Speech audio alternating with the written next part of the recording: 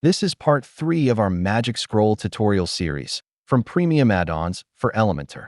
In the previous parts, we explored more magic animations, advanced effects, and global settings that control how elements behave during scroll. I'm Andrew from Leapworks, and in this episode, we're focusing on position animations. These animations allow you to control exactly where elements move, how they transform, and how they visually respond as the user scrolls. Let's jump in and see how to use them. We begin with Translate Animation, which lets you move the image horizontally or vertically as you scroll. Once selected, you'll see several controls appear below. At the top, you'll see Translate X and Translate Y. These sliders define how far the element moves along the horizontal and vertical axis during scrolling. Increasing the Translate X value moves the element sideways, while adjusting Translate Y moves it up or down. You can use pixels for exact distances or percentages for motion that adapts to your layout. Under each movement control, you'll see Transform Origin X and Transform Origin Y. These define the anchor point for the movement, in other words, where the motion begins from. Choosing center provides that balanced movement we talked about. But if you want a different dynamic, you have the option to pick top, bottom, or adjust the look using the custom control.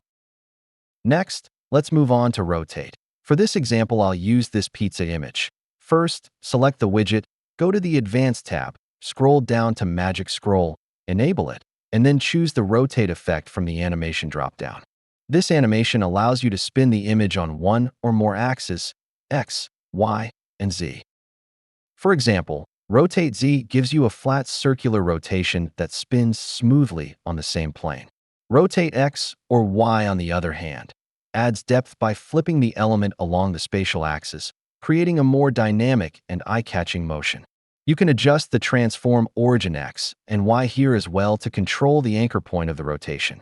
Setting the origin to center gives a balanced rotation, but placing it on the top can create a more dramatic twist. Now let's move on to Scale.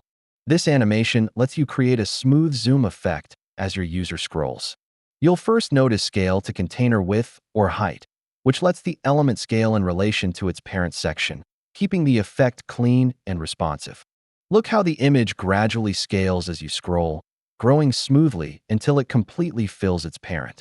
This kind of animation is great when you want a subtle but impactful reveal.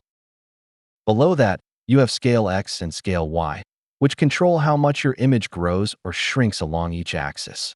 For example, setting both values slightly above 1 creates a soft zoom in as the section appears. Going below 1 gives a zoom out effect, where the element gradually becomes smaller as the user scrolls. This can make the content feel like it's moving away into the background, adding depth and a subtle sense of perspective to your layout. You can also adjust the Transform Origin X and Y to control where the zoom begins. For example, scaling from the center feels natural, while scaling from the right or top can add direction to the motion. Next up is Skew. This animation tilts the image to create a diagonal motion that adds tension and energy to your layout. You'll find Skew X and Y controls here. Skew X tilts the element horizontally, almost like it's being pushed from the side, while Skew Y tilts it vertically, giving the impression that the element is leaning forward or backward. This scroll animation adds motion and energy to layouts that feel flat.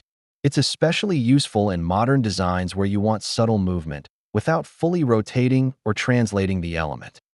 Next, let's look at Fade In. This animation controls the element's opacity as the user scrolls. At the beginning of the animation, the element is fully transparent. As the user scrolls, it gradually becomes visible until it reaches full opacity. You can also control the fade direction, which adds subtle movement along with the opacity change. With top, the element fades in while moving downward into place. Meanwhile, with right, the element fades in as it slides in smoothly from the right side. On the other hand, choosing bottom makes the element fade in while rising upward into position. Finally, with left, the element fades in as it gently slides in from the left side. Fade in works beautifully on its own, but it becomes even more powerful when combined with another effect. For example, let's combine it with the scale animation. Now, instead of the element simply appearing, it fades in while slightly growing into place. As the user scrolls, the element transitions from transparent to visible while smoothly scaling up, creating a soft and polished entrance effect. Let's take this example further by animating multiple elements in sequence. Here we have content, and we want it to appear one after another. First the small heading, then the dual heading, and finally the paragraph text. To achieve this, scroll down to animation order and set it to 2. Next, select the first title. Open the Advanced tab, scroll down to Magic Scroll, and toggle it on. Then click Add Item, and choose Fade and Animation from the drop-down. After that, scroll down to General Settings section, choose Lock Page until animation ends, and set its animation order to 1. This ensures it animates first in the sequence. Now move to the third element. Repeat the same steps. Enable Magic Scroll, add Fade In, choose Lock Page, and set the animation order to 3. Now when you scroll down the page, the heading fades in first, followed by the dual heading, and then the paragraph completes the sequence. Instead of everything appearing at once, the layout reveals itself in a controlled, scroll-driven flow, creating better focus and a more polished Elementor design. Finally, let's look at Fade Out. This animation works just like Fade In, but it controls how your image leaves the screen as you scroll. As the user scrolls, the element transitions from fully visible to completely transparent.